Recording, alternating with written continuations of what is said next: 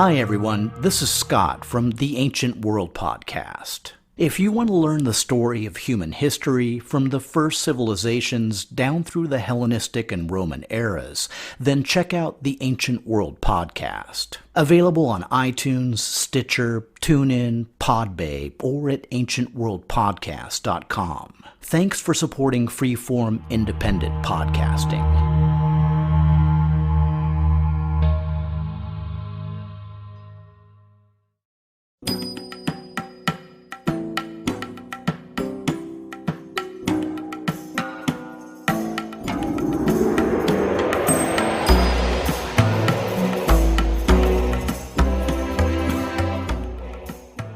Hello, and welcome back to the History of Egypt podcast, episode 118, The House of Aten.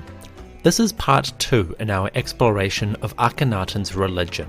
We've seen its expression and precedence in solar hymns. Now, it's time to see what the pharaoh actually did when worshipping his god.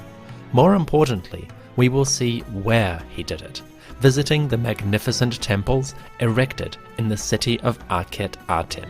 This episode of the History of Egypt was brought to you by Stefan Pjellström and Laurent Vermeer, who generously donated to the show. Stefan, Laurent, thank you very much for your support. I hope this episode brings you satisfaction. To everyone listening, please enjoy the show.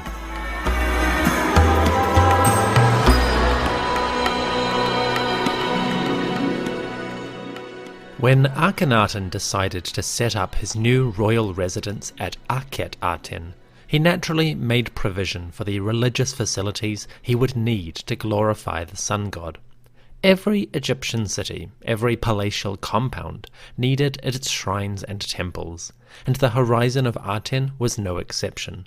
From the very beginning, maybe before anything else, Akhenaten commissioned new temples, divine houses, for service to his god. In the central city, there are 2 major temples, one large, one small.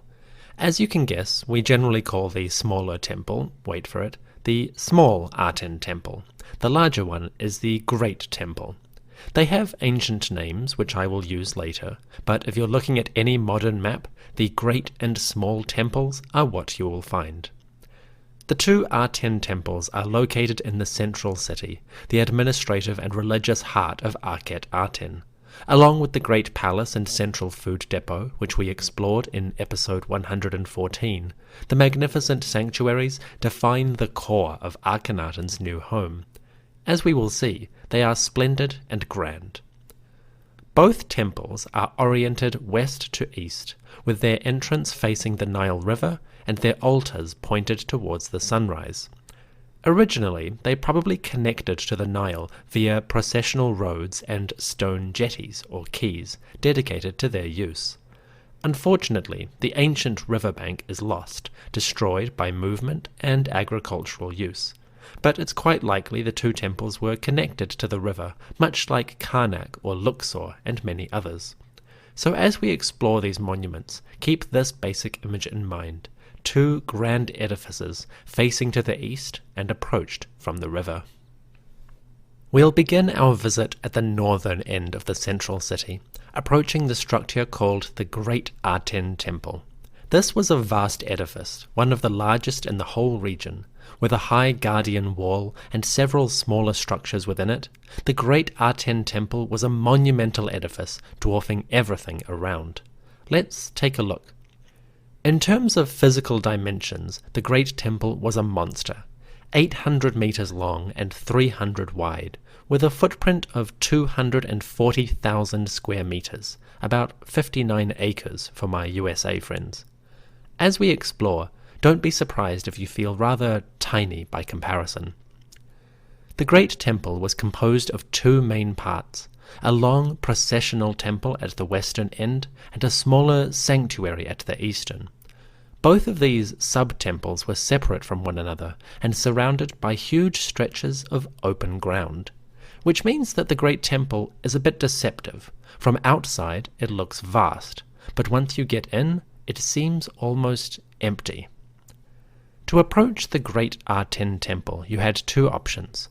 If you were an employee or local official, you might be coming along the Royal Road, which ran through the central city and connected the Great Temple with the other amenities of this quarter. Or you might approach from the Nile, from a small stone quay nestled at the water's edge, from which a path led up the riverbank and headed eastward, until you reached the gates of the enormous home of the god. And a home it was. The ancient name for the great temple was the Per-Aten, the House of Aten. This was an umbrella term covering the entire sacred space and the two sub-temples I just mentioned. The Per-Aten was the conceptual heart of the city, the place where Aten dwelled most visibly on earth. Like any Egyptian temple, the House of Aten began with a pair of pylons made of mud brick, which faced towards the Nile on the western end of the site. These pylons rose high and probably featured flagpoles attached to the front. Between them, a gateway stretched wide, with a rather distinctive feature. The lintel above the entrance was left intentionally broken or separated. Rather than place a block across the width of the doorway like a normal temple, Akhenaten's architects left a gap in the masonry. This gap allowed light to pass through the door without interruption. Right down to the architectural setup, the designers wanted the temples to maximize light. Behind these pylons and the gate, you entered a wide open space, the forecourt, again just like a normal Egyptian temple.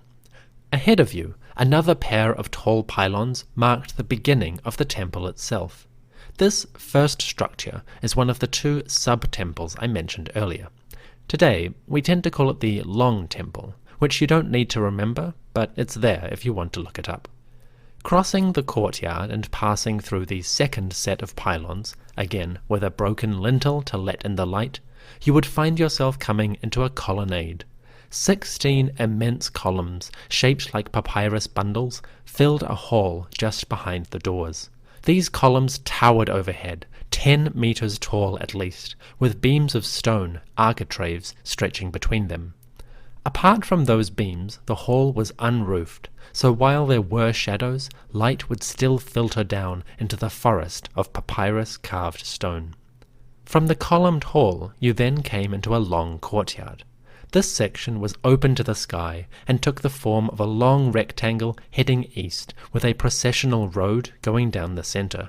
Pretty standard by some Egyptian conventions, but in the middle of that road there was something new. A tall podium with steps leading up to it dominated the center of this space. On it stood a raised platform, a rostrum of sorts, for the king and his family to make offerings to the sun. As they entered the first sections of the temple, Akhenaten, Nefertiti, and their daughters needed to make offerings to the sun god, a housewarming gift, if you will. But they couldn't do that on the ground among the common folk, so the king commissioned a raised platform, elevating himself above the rest, so that all could watch as he made offerings to the god, and the Aten could see him distinct and separate from the rest of humanity. When we see this platform in the artwork, Akhenaten stands atop the structure, arms raised while the beams of Aten shine down upon him. In life, it must have been quite the sight to behold, as Pharaoh, in all his glittering regalia, made the first offerings of a new day to the glowing orb of the rising sun. Pharaoh's podium was probably made of stone. We can guess that because later on people demolished it, carrying away all the blocks to reuse on their own projects. When they tore the stones out, they left a broken gash in the foundations on which it rested. Thanks to this hole, we are able to locate a structure that might otherwise have disappeared. Apart from the raised platform, this long courtyard also has another curious feature. Flanking the processional route and filling much of the courtyard, a series of square piers or platforms stood about waist high. These smaller platforms marched in series, 4 wide and 24 long, a half-size forest on either side of the central path. What were these little platforms? Well, the great temple, the House of Aten, featured a rather distinctive element, one that, until recently, seemed to be unique. All throughout the structure, filling various courts and spaces, were a huge number of offering tables. These were quite simple, small platforms made of bricks, designed to hold the weight of offerings. Flowers, bread, beer, fruit, and meat piled up on top of them, and we see this in the artistic depictions, where the tables practically overflow with all good things.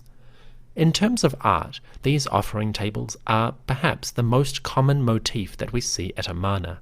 The various scenes show dozens, hundreds of these things, loaded with goods for the glory of the sun god. The thing is, that artistic repetition isn't a fantasy. These offering tables are everywhere. Even by conservative estimates, the Great Aten Temple may have had nearly 2,000 individual tables. 2,000 brick platforms loaded with the bounties of farm, bakery, brewery, and garden. This temple was literally filled with every sort of abundance. The phenomenon of offering tables and the sheer number of them is quite interesting. Traditionally, a god's temple received many goods, daily deliveries of food and drink in large quantities.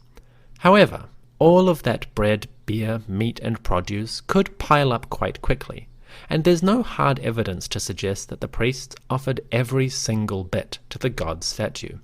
Logistically, it would be much easier to offer a portion of each item, a cut of meat, a jug of beer or wine, a few loaves of bread, and then you could count the rest of the goods as blessed by association. Why go to the trouble of doing every bit when you could let one portion stand in for the rest? Much simpler, right?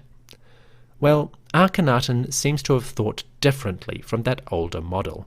The huge number of offering tables and the artistic scenes of goods overflowing suggests that the pharaoh took the idea of nourishing his god quite strictly.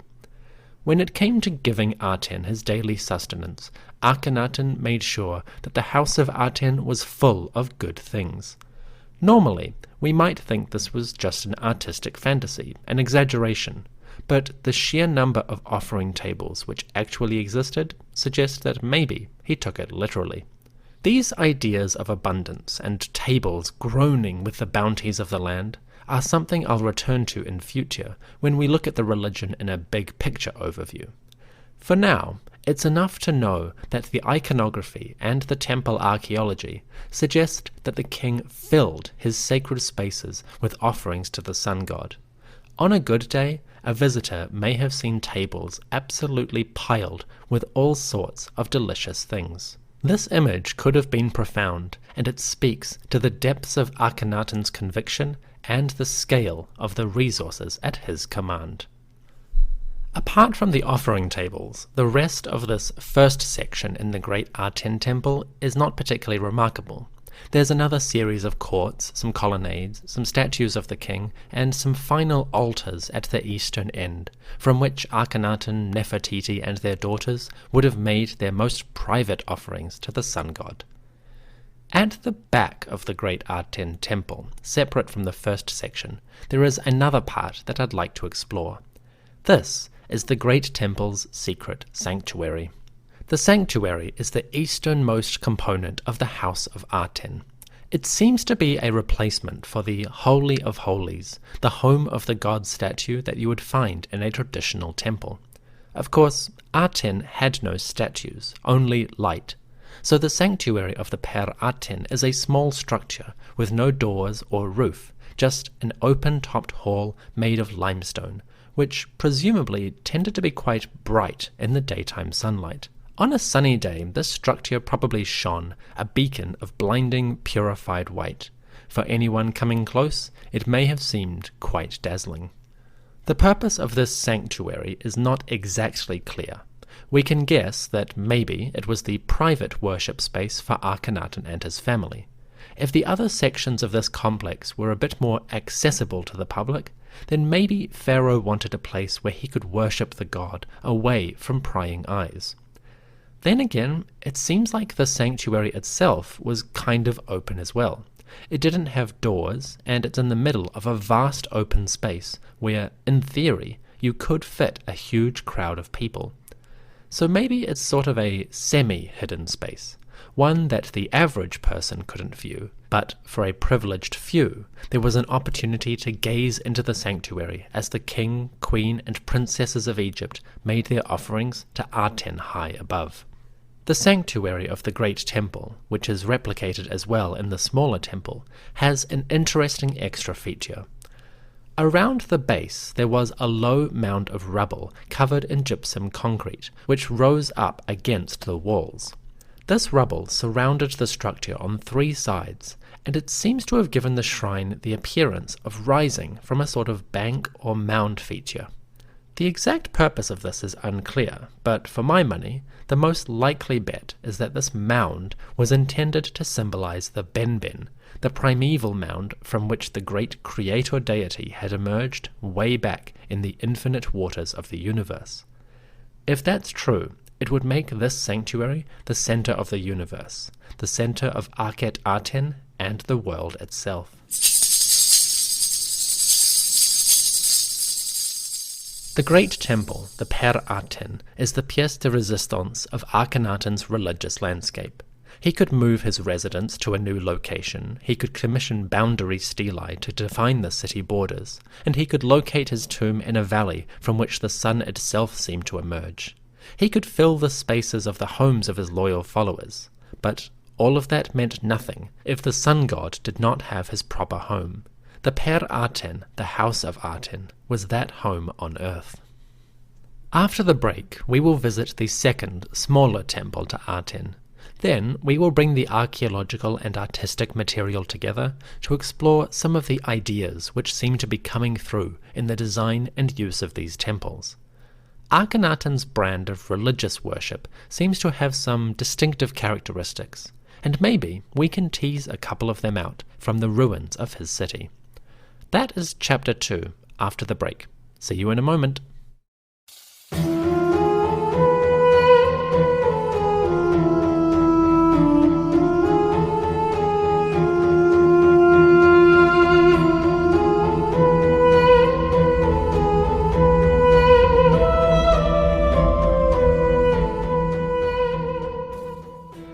We now head towards the southern end of the central city, walking along the main road, approaching the structure called the Small Aten Temple.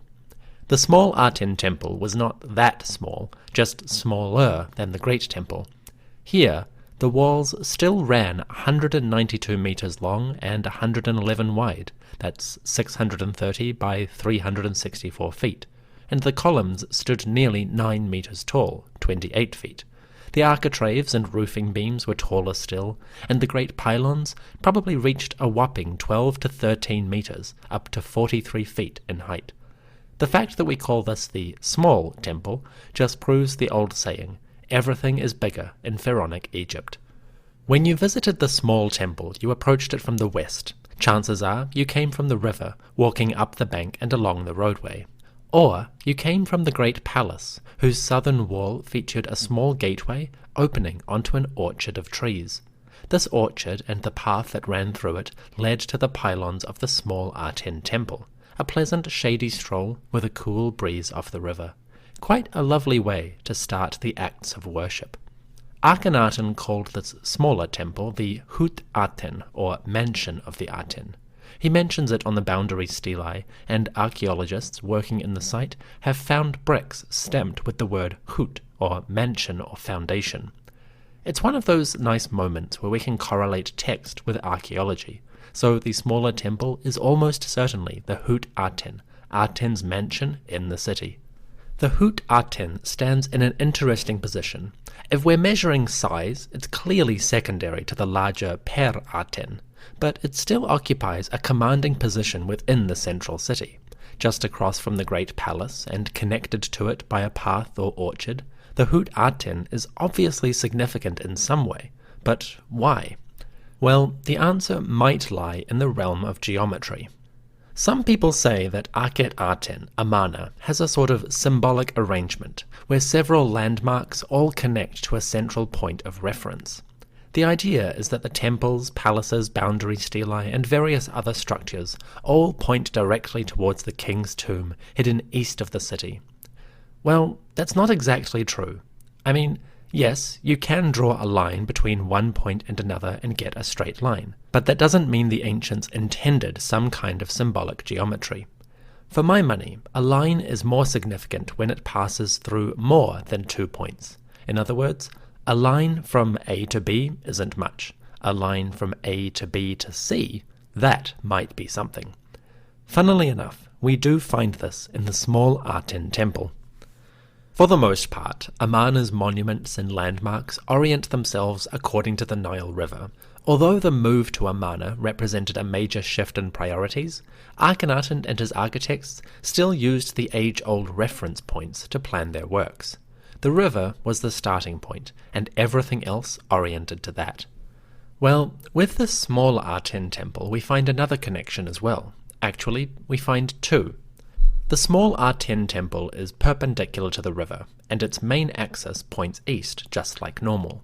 Beyond that, though, the temple also aligns with a distinct part of the city's eastern horizon, namely a noteworthy point in the cliffs at the edge of the city. If you visit Amarna around February, you will witness the sun appearing to rise from a valley or wadi in the east, and from that valley the sunrise will emerge, shining and resplendent. Interestingly, the axis of the small Aten temple points directly at that valley. This is part 1 of the temple's interesting alignment and connections. Part 2 happens when you go into the valley itself. Make your way into the wadi, follow the rocky twists and turns for a few kilometers, and you will eventually reach a place where Akhenaten and his family placed their tombs. Now, there are several tombs in this area, but only one is complete in any way, the tomb of the pharaoh himself. And it just so happens that this tomb lines up directly with the mouth of the valley and with the small Aten temple all the way back in the central city. The small temple, or Hut Aten, is the only structure in Akhenaten that connects directly with multiple points of reference. If the temple itself is point A, the valley in the eastern horizon is B, and the royal tomb is C.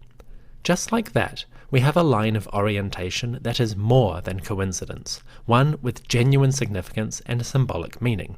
The question, of course, is what does this actually mean? Well, it's not 100% clear. Akhenaten never mentioned the alignment or anything like that. But for my money, the most likely explanation is that the small Aten temple was intended to act as Akhenaten's version of a mortuary temple. Traditionally, a pharaoh built his tomb in the hidden place, like the Valley of the Kings or the heart of a pyramid, but he commissioned a temple elsewhere for people to worship his name, image, and spirit, or Ka. For 1,500 years, Egyptian monarchs had used mortuary temples as a way of making their name live, a place for priests to give offerings and nourish the soul long after the ruler departed. Most kings have a mortuary temple, but Akhenaten is a rare exception, which leads me to suspect that the king adapted this idea for his own purposes. Instead of building a conventional temple on the west bank of the Nile facing the sunset, Pharaoh reoriented his structure towards the east to the place of eternal sunrise. Since his tomb was also in the east, maybe he felt it was sensible to place the mortuary temple there as well. If that's the case, perhaps the small temple is actually Akhenaten's mortuary complex. I have to stress, this is my own interpretation. There's no hard evidence either way. It's just what makes sense to me. Certainly, the idea that the mortuary temple was in the middle of the city on the east bank of the river seems rather different from tradition. Then again, this is Akhenaten we're talking about. The man positively radiated novelty in his outlook on life. The small Aten temple is, for the most part, a condensed version of the Great Temple. Visitors entered from the west and made their way across an open space, with columns and courtyards defining the worship area. As they went through the temple, they crossed various thresholds, giving a sense of progression closer and closer to the Sacred Heart.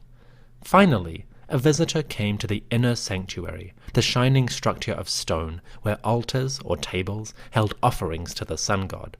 With sunlight all around and barely a whisper of shade, The priests, or the king, could raise up the good things, while a small crowd of privileged guests watched in awe. Apart from those features, the small Aten temple itself is not that distinctive. I've put some pictures on the podcast website so you can get a sense of what it looked like. But compared to the Great Temple, there's a lot less to talk about. It was a condensed version, still a place of valuable worship, but nonetheless a secondary structure to the much larger House of Aten. Speaking of worship, we've talked a lot about space and architecture, but what do we see of the rituals themselves? How did Akhenaten and his subjects depict the worship of Aten? Well, here are a few of the essentials.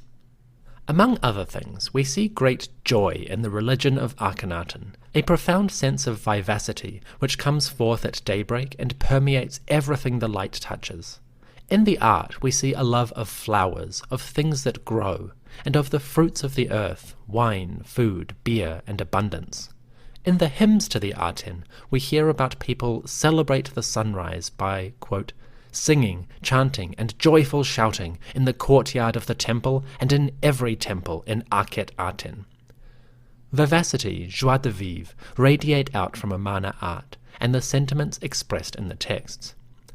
We also see crowds, gatherings of people celebrating the cult of the sun in tandem with Akhenaten. The people stand in the back, their arms raised adoringly towards the pharaoh and the light that shines out from him. They drink deep of their association with the king and with his sun god high above. Although there are several complicating factors to this relationship, which we'll see in a future episode, the sense of populism is somewhat strong up to a certain point. We also see a huge scale of offerings. Dozens of cattle, thousands of bread loaves, countless of jugs and beer and wine, and offering tables beyond number. We see processions of people bringing birds tied together, bouquets and bunches of flowers, vessels of gold and silver, furniture of high quality. The offering tables overflowed with all good things, and for those involved in producing and maintaining the temple supplies, the worship of Aten was a monumental task. The last key feature of Aten worship is visibility. When we see him, the king is out front, before his subjects, more public than ever before, and it certainly seems as though Akhenaten used pageantry as a central part of his rule. Yet, at the same time, the king is distant, with all sorts of barriers separating him physically from the people. Compared to earlier monarchs, Akhenaten is startlingly public, but the gulf between king and commoner is still vast. Arguably, it's even more noticeable than it was before. When you can see what you're missing out on, it seems that much more desirable. In this sense, we find visibility married to exclusivity. The ruler emphasized his own privilege by showing others exactly what they were missing out on. Going along with that exclusivity plus visibility aspect, there is the strange phenomenon of Aten itself. The sun god did not have statues or cult images. Since he was visible high above, there was no need for a wood or gold trinket to depict his magnificence. Instead, the solar god shone visible and resplendent. But that also meant that Aten was distant in a way that no other god had been before. Ordinarily, a priest or privileged worshipper might see the god's image up close, glittering quietly in its shrine. Now, the solar deity was visible to all, but his blinding radiance and vast distance made him utterly inaccessible, and no mortal could hope to reach him. This absence also changed the character of Aten temples in some fundamental aspects. Architectural design and layout started to follow new patterns with noticeable deviations from what came before. For Eric Hornung, enduring Egyptologist, the issues can be summarized like this. Quote, previously, every Egyptian temple had been understood as a shrine for the cult image. Since the Aten had no image, the whole world was in fact his shrine. Aten temples were open above to the sunlight, and wherever he strode, the king was in contact with his god. End quote. Basically, Aten didn't need a statue, so he didn't need a conventional closed-in house. This was useful in some respects, but it also forced interesting changes. Professor Hornung continues, quote, "Since his disk was accessible only to prayers and offerings, all the richness of the daily cult ritual that had been celebrated, purification, anointing, and clothing of the divine statue, no longer applied. A further consequence was that there was no longer a need for a Holy of Holies, a sanctuary shrine for an earthly cult image. The temple thus had no real axis, and the king's processional way ended at an elevated altar dedicated to the cult of the sun." End quote. In other words, with no need for a statue or conventional shrine, Aten temples didn't have the same internal logic as standard Egyptian monuments. Aten's temples deviate from the norm in simple ways. In the Great Temple, for instance, the complex as a whole is divided into two separate areas, and there is no road or pathway between them. This is different from a place like Karnak or Luxor, where you can pretty much walk in a straight line from the entrance to the sanctuary without missing a beat. So in that sense, Akhenaten's worship put less emphasis on direction compared to what came before. As long as a person was oriented eastward and pointing up towards the sky, a worshipper could present his gifts to the Aten. Once again, this all comes back to visibility. The sun god is always there. But unlike earlier temples with their small, tangible statues, there was no way to reach Aten and touch him, which might have been quite distressing for the sort of person who needs a direction or an object on which they can anchor their focus. Of course, Akhenaten had a solution for that, and we will explore that question in a future episode. For now, it's time to bring this discussion to a close.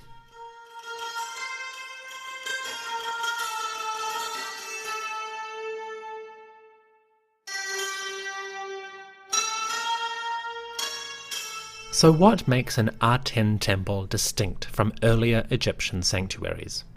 As we've seen, there is a profound emphasis on openness, with sunlight reaching as many parts of the temple as possible. There is a focus on offerings, with thousands of tables holding great piles of goods for the god to touch and consume. And there is a lot of emphasis on the king, visible and central, the unique son of the god, holding the gifts up high. The two temples I have explored today were not the only religious centers in the new city. Indeed, there were about 5 others with varying purposes scattered throughout the larger area of Akhenaten.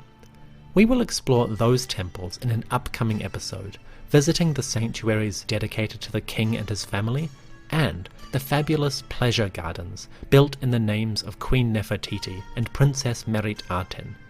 But first, we have a loose end to tie up with Akhenaten himself. Having moved his residence to a new location and established the fundamentals of his city, Akhenaten had to take care of the larger dominion. He had to create an economic zone that could support the temples and people, and he had to choose individuals to operate the Aten temples themselves. So it's worth taking an episode to meet the men who became priests of Aten, the agents of the king in his new holy city. Join me soon for episode 119, in which we see the king's renewal of oaths to his god and get in touch with the people who made the Aten temples work. That's episode 119, Priests and Provisions, coming soon. The History of Egypt podcast lives on the generous support of its patrons. My special thanks to Linda, my priest-level supporter, and to Steve, Claudia, and George, who became patrons of the show and have stuck with me for over a year. Thank you, folks. You are the best. I am sure that Aten, high above, is sending blessings with his rays. Those blessings should arrive in about 8 minutes or so. The temples to Aten in the heart of Akhenaten still have many answers to give. Archaeological exploration continues every year, analysing different aspects and putting the disparate puzzle pieces together. There is also the work of restoration, an ongoing project to protect, conserve, and rebuild parts of the temples, so that visitors can better imagine their design and locals can enjoy a more tangible connection with their ancient heritage. This conservation project is in need of financial support. If you can spare $1 or $2, I've put a link in the description where you can help. The music for the History of Egypt podcast was created by Keith Zizza and also by Derek and Brandon Feichter. Find links to their websites on the episode description. Also, a link to my Spotify playlist where I have over 5 hours of ancient Egyptian themed music. It's the stuff that helps me write, and if you're looking to be transported away for a few hours, I recommend it.